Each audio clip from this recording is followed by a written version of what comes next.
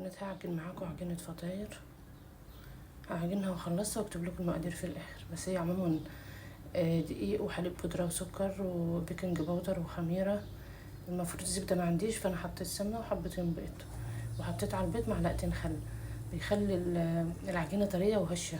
في نفس الوقت لو في البيض خليش فيه زفارة. المقدار لكل كوبايتين دقيق يا جماعة بتحط كوباية الا ربع مية، وكوباية لا مفيش كوباية الا ربع مية، وحبة بيضة، معلقتين سكر، معلقتين حليب بودرة، معلقة صغيرة خميرة، ومعلقة صغيرة بودر.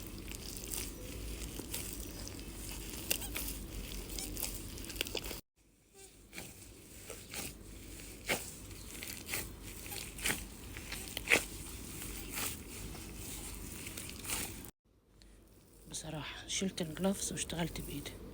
الجلافز مع العجينة مشروع فاشل، لازم بالايد. نعجنها تقريبا من 10 دقايق لربع ساعة. لميت العجينة بمعلقة زيت ودبرك الرحمة، هغطيها واسيبها تختمر. هفرد العجينة عشان اعمل ميني بيتزا. ما شاء الله العجينة مختمرة جميلة. بعدين هقطعها بكوباية.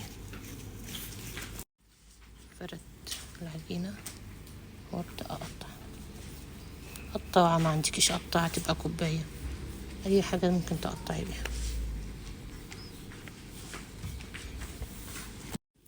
ارجع المها واخليها تختمر تاني واكمل بقية العجينة.